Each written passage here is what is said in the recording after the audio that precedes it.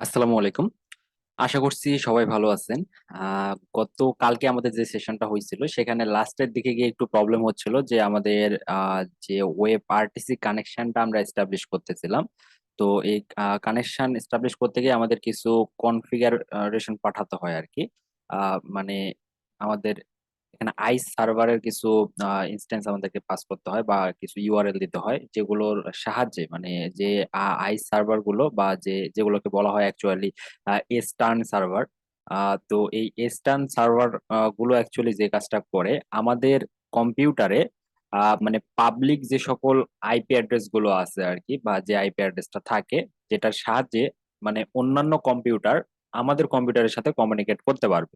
তো আমরা জানি যে আমাদের যে মতো হোস্টিং সার্ভার বা সার্ভার কম্পিউটার যেগুলো থাকে সেগুলোর পাবলিক আইপি অ্যাড্রেস দেওয়া থাকে এবং আমরা কোনো একটা ডোমেইনে ভিজিট করলে সেই ডোমেইনের এগেইনস্টে একটা একটা রিয়েল একটা সার্ভার কম্পিউটারের কিন্তু আইপি অ্যাড্রেস থাকে যেটার সাহায্যে আমরা সেই সার্ভার কম্পিউটারের সঙ্গে মানে কমিউনিকেট করতে পারি। বাট আমাদের নিজেদের কম্পিউটার এটাও তো এক ধরনের একটা মানে সার্ভার কম্পিউটারেরই একটা লাইট ভার্সন আমরা বলতে পারি যে ছোট একটা কম্পিউটার। সো আমাদের এই কম্পিউটারের সঙ্গেও কিন্তু ইন্টারনেট কানেকশন আছে।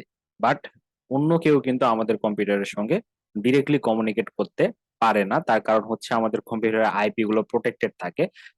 বাট আমাদের কম্পিউটারে পাবলিক আইপিও কিন্তু থাকে। তো এই পাবলিক আইপি মানে কোনটা অ্যাভেলেবল আছে আমরা যে নেটওয়ার্ককে মানে কানেক্টেড আছি সেই নেটওয়ার্ক প্রোভাইডার আমাদেরকে কোন আইপি অ্যাড্রেসটা পাবলিক আইপি অ্যাড্রেস হিসেবে প্রোভাইড করতেছে। তো সেই জিনিসটা আমরা যদি ফাইন্ড করতে চাই তবে অবশ্যই একটা আমাদেরকে এই এস্টার্ন সার্ভারের মানে ইনফরমেশন এখানে দিতে হবে। তো আমরা এখানে আইস সার্ভার যে ইনস্ট্যান্সটা আছে এর মধ্যে অ্যারে আকার অ্যাকচুয়ালি ইনফরমেশন গুলো দিতে হয়। তো গতকালকে আমরা ট্রাই করতেছিলাম, আমার কাছে কিছু গুগলের এস্টার্ন সার্ভার ছিল। তো আমি গুগলেরটা দিয়ে কাজ হচ্ছিল না। তো আজকে আমি এই পেয়ার ডট জে যে যে সাইটটা আছে আর কি বা যে একটা লাইব্রেরি আছে, তো এটা আমরা এই পেয়ার ডট জে শিখবো।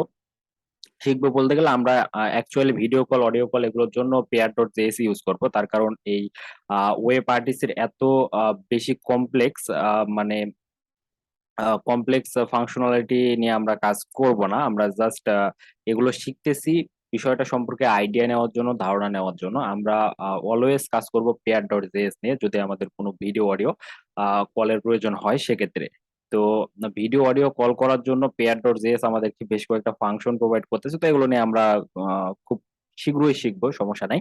তো এখন যে বিষয়টা হয়েছে, তো আমি এখান থেকে এদের যে একটা ফ্রন্ট ফ্রন্ট এন্ড কোড আছে আর কি, যে ফ্রন্ট এন্ড লাইব্রেরিটা আমাদেরকে অ্যাড করতে হয়। তো ওদের এই কোডটাকে আমি প্রথমত মানে ব্রাউজারে ওপেন করছিলাম যে হিজিবিজি কোড, এটা দেখে আবার ভয় পাই না। তো আমি এটাকে ভিএস কোডে নিয়ে এসে সুন্দরভাবে এটাকে একটু ফরম্যাটিং করে নিছি। নেওয়ার পর এদের এখানে যে মানে এরা যে স্ট্যান্ড সার্ভার গুলো ব্যবহার করতেছে আর কি, অবশ্যই এরাও তো ওয়েব আরটিসির মাধ্যমে এদের লাইব্রেরিটা তৈরি করছে, তাই না? সো অবশ্যই এরাও আমাদের কম্পিউটারের আইপি অ্যাড্রেসটা বা পাবলিক আইপি অ্যাড্রেস ফাইন্ড করার জন্য কোনো না কোনো এক্সটার্ন সার্ভার ইউজ করতেছে। তো এই বিষয়টাই আমি মানে ফাইন্ড আউট করার চেষ্টা করতেছিলাম। তো ফাইনালি আমি সাকসেস।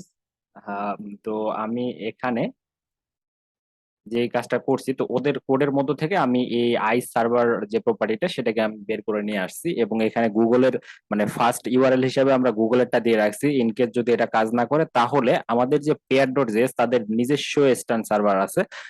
তো তাদের স্ট্যান্ড সার্ভারের ইউআরএলটাও আমরা কিন্তু দিয়ে রাখছি এবং এই স্ট্যান্ড সার্ভারের একটা ইউজার নেম এবং পাসওয়ার্ড বা ক্রিডেনশিয়াল থাকে যেটার সাহায্যে মানে স্ট্যান্ড সার্ভারটা কাজ করে। তো যাই হোক, সেটাও আমরা প্রোভাইড করছি। তারপর এখানে এইচডিপি সিমেন্টিক্স দেওয়া থাকে, সেটা এখানে ইউনিফাইড প্ল্যান। তো এই বিষয়গুলো আমাদের না বুঝলে চলবে যে এই ইনফরমেশন গুলো আমাদেরকে পাস করতে হয়। তো সেজন্য আমি এখানে একটা ভেরিয়েবল ক্রিয়েট করে নিচ্ছি প্রথমত, দেন সেটা আমাদের এই যে আরটিসি পেয়ার কানেকশনের মধ্যে পাস করে দিছি। তো এখন সবকিছু ঠিকমতো কাজ করতেছে। আমি বেশ কয়েকবার চেকও করছি। সো আমি আর চেক করতে গিয়ে সময় নষ্ট করতে চাচ্ছি না। জাস্ট এতটুকুই বলার ছিল যে এই বিষয়টা এখন আমাদের সাকসেসফুলি কাজ করতেছে। আর আমাদের এখানে অ্যাকচুয়ালি আর একটা বিষয় শুধু বাকি আছে, সেটা হচ্ছে কি ডেটা চ্যানেল ক্রিয়েট করার বিষয়টা। তো আমরা ডেটা চ্যানেলটা ক্রিয়েট করার বিষয়ে একটা মানে কুইকলি বিষয়টা দেখে নেওয়ার জন্য একটা ভিডিও আমি পাবলিশ করে দেবো, সমস্যা নাই। দেন হচ্ছে গিয়ে আমরা আজকে রাতে আমরা পেয়ার ডট জেএস নিয়ে আলোচনা করতে পারি। ওকে, তাহলে এই ভিডিওটা এখানে ক্লোজ করতেছি। খুব কুইকলি গতকালকের বিষয়টাকে একটু ফিক্স করে দিলাম আর কি। আচ্ছা, সবাই ভালো থাকেন, আল্লাহ হাফেজ।